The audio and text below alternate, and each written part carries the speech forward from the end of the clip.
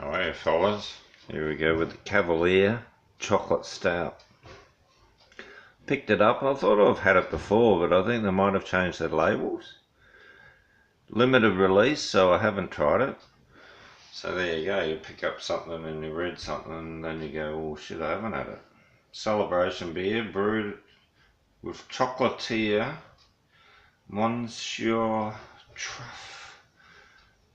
oh, it's a bit hard to read. Truffy and East Elevation Cafe.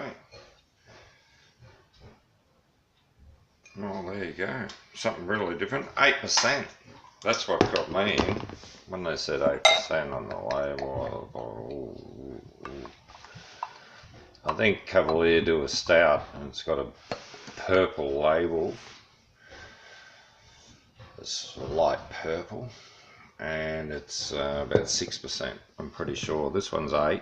This is a limited edition, You Beauty, and it's the big chocolate stout. They've gone with the chocolatier to get the maximum out of it, the Maximus chocolate.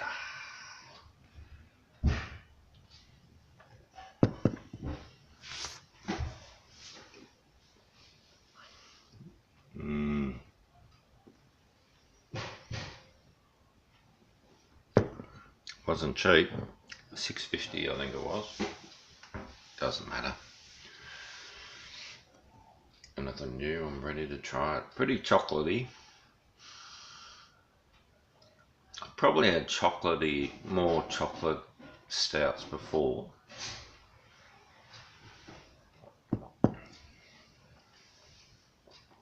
And it's right up there. Straight off the tongue.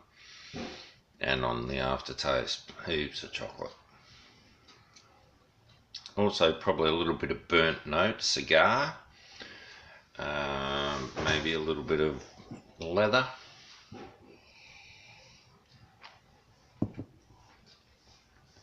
I think it shocked me a bit because I was expecting this chocolate explosion because of the chocolatier in it.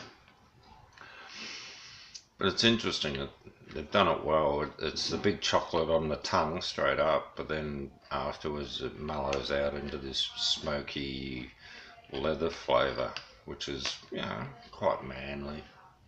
You probably splash it under your arms when you go out at night, you know. Get that nice stouty smell about you. Oh well, that's the Cavalier Chocolate Stout, limited release. Go and grab one of them. It's really chocolatey straight off the tongue. I'm loving it. I don't need me chocolatey tonight.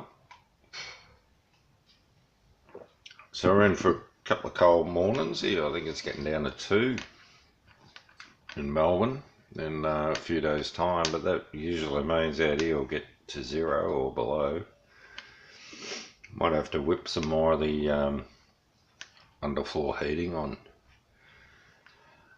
Start spinning that electrical meter fucking full speed, see if it can handle it. Get some bit of warmth into the house. I'm having cold feet.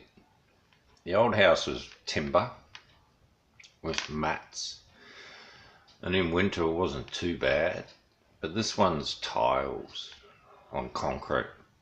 So we haven't got the underfloor heating on. It's so fucking freezing. Thinking of putting down a couple of decent fat rugs. We threw about 10 out in the old joint. Might need to buy a couple of new ones. Alright, the chocolate stout Cavalier, that's an Australian made one. They're making that down the road here, not far from here I reckon. If I remember right. There you go. Product of Australia, that's all they're going to tell me. No, it's from Brunswick. Brunswick's like about, I don't know, 25 minute drive from here.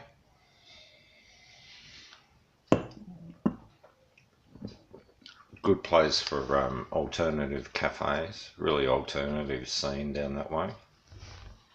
Good area to hang out, you know, a bit of good music around the area. It's a really old area, Brunswick. I sort of like it in a way. I've stayed down there a few times in people's houses and done some weird things. Remember going out at night and picking people's roses. That was a beauty for these Italian girls. That was great. It was a big night.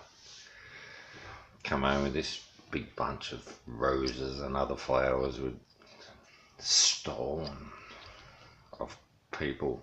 They were on the footpath, so you know what a rose is like to walk into at night, hanging on the footpath. Rips your face half to pieces because you get a thorn straight in the eye. Yeah, nice one. So I reckon that they're anyone's. If there's any roses hanging on the footpath, they're yours. Just cut them off. You're fine because everyone loves you for it, because no one likes a fucking rose thorn in the eye or the side of the face or pulling half your cheek off. Leads me into another story about the roses that the Cambodian people planted around their border. Like a long, probably half a kilometre of roses, and let go wild. And the Thais couldn't invade. So the Thais got savvy to it all and they started throwing like these little gold coins in there. And slowly but surely, the Cambodians would cut down a little bit of the roses to get to the coins. And then before you know it, they'd fucking made an opening and the Thais just walked through. Thanks for coming. I reckon that's gross. That story is unbelievable. It's in Thai history. Probably not written in Cambodian history. They wouldn't admit to it. Anyway, the roses, yeah, we had plenty in the old joint. Plenty of old ones with the really good aroma. Excuse me, the chocolate. Boomba. The proper aromatic ones, the old roses, they were really aromatic. A lot of the new roses don't have any aroma. Shitters. Alright, who put up with spikes if you couldn't bloody smell them, you know? What's the old saying?